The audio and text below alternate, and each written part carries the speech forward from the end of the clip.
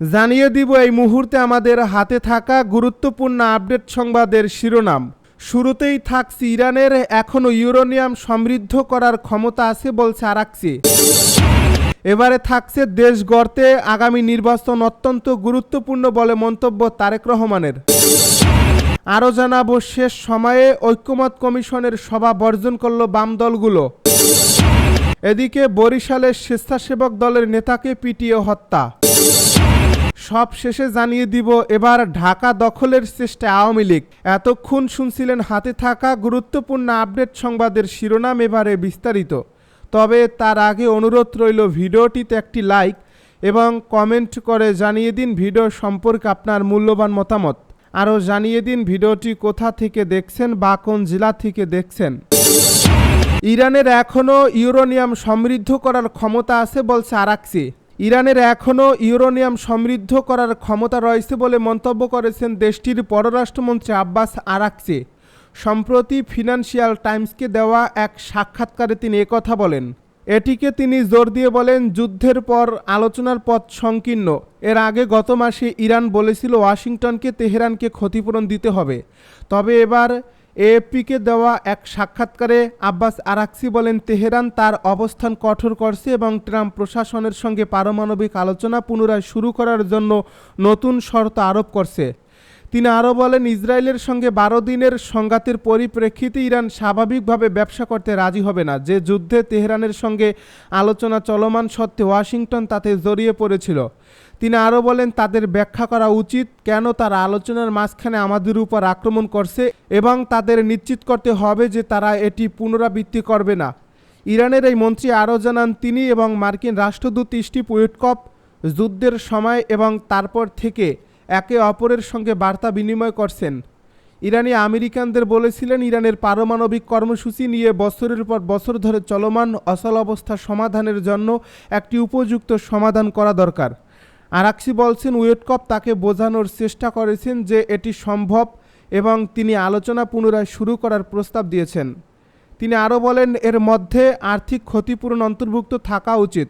বিস্তারিত কিছু না জানিয়ে এবং আলোচনার সময় ইরানের উপর আর আক্রমণ করা হবে না, এই নিশ্চয়তাও দেওয়া উচিত। আরাকচি বলেন, ইস্পাহানের কাছে তৃতীয় এবং নতুন সমৃদ্ধকরণ কেন্দ্র সক্রিয় করা হবে। আমি যতদূর জানি প্রস্তুতি নেওয়া হয়েছিল, কিন্তু যখন এটি আক্রমণ করা হয়েছিল তখন সেটি সক্রিয় ছিল না। দেশ গড়তে আগামী নির্বাচন অত্যন্ত গুরুত্বপূর্ণ বলছে তারেক রহমান।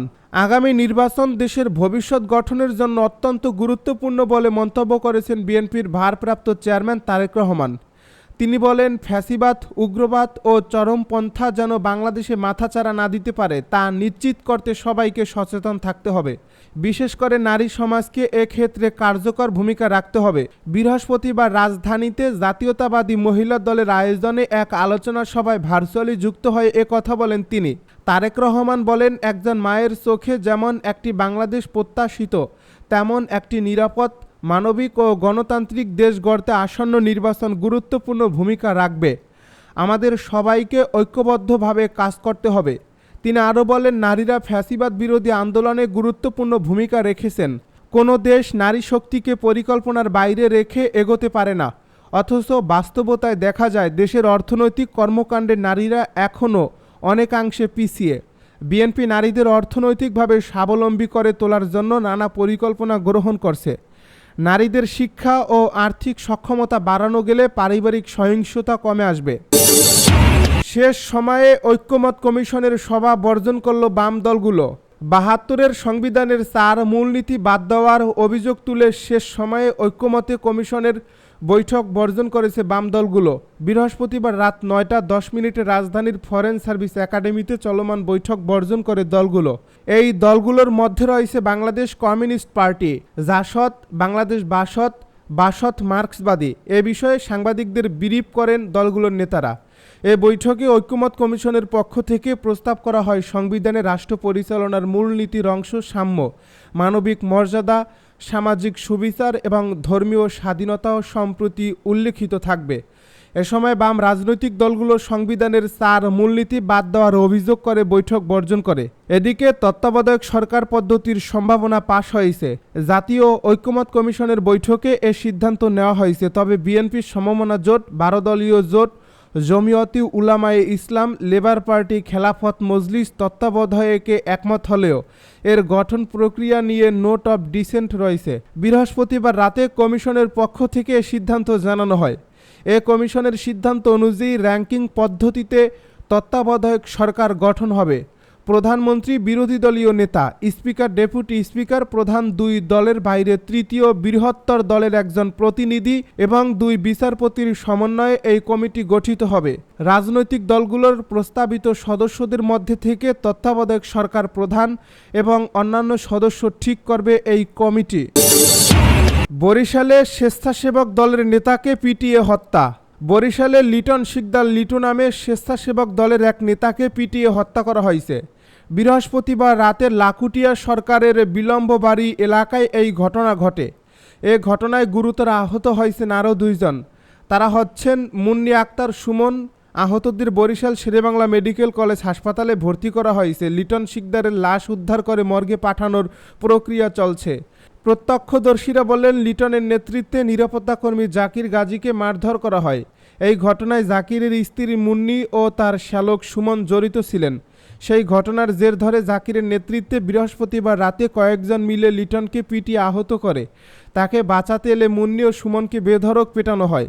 3 জনকে উদ্ধার করে হাসপাতালে নেওয়া হলে কর্তব্যরত চিকিৎসক লিটনকে মৃত্যু ঘোষণা করেন।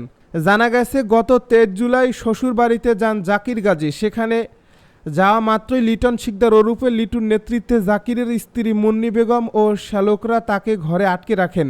এরপর 4 দিন সেই বাড়িতে আটকে রেখে তার উপর অমানবিক নির্যাতন চালানো হয়। টাকা দিতে অপারগতা প্রকাশ করায় অভিযুক্তরা জাকিরকে পিটিয়ে হাত পা ভেঙে দেয়। এবার ঢাকা দখলের চেষ্টা আওয়ামী লীগ। অন্তর্বর্তীকালীন সরকার গঠনের পর থেকেই দেশে চলছিল একের পর এক ষড়যন্ত্র। নানামুখী অপতৎপরতার মাধ্যমে নতুন সরকারকে ব্যর্থ করার সর্বাত্মক প্রচেষ্টা চালিয়েছিল পরাজিত এ শক্তি। সব প্রচেষ্টা ব্যর্থ হওয়ায় এবার রাজধানী ঢাকা দখলের চেষ্টা করছেন আওয়ামী লীগ।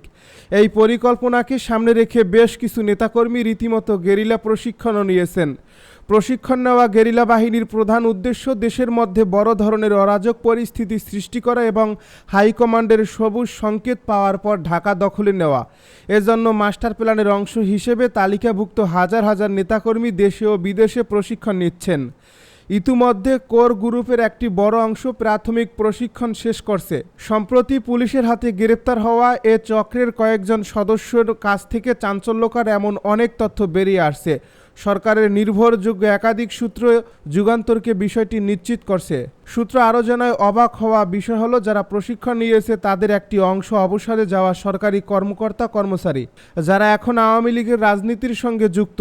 এছাড়া প্রশিক্ষণ নিয়েছে নিষিদ্ধ ছাত্রলীগের বেশ কিছু নেতাকর্মীও। প্রশিক্ষণ হয়েছে দিল্লি, কলকাতা ছাড়াও রাজধানী ঢাকা এবং গোপালগঞ্জ সহ দেশের বিভিন্ন স্থানে। চূড়ান্ত সফলতা অর্জনের আগ পর্যন্ত এ প্রশিক্ষণ অব্যাহত রাখার পরিকল্পনা রয়েছে আওয়ামী লীগের। এরই অংশ হিসাবে 8 জুলাই রাজধানীর একটি কনভেনশন হলে 400 জনকে প্রশিক্ষণ দেওয়া হয়।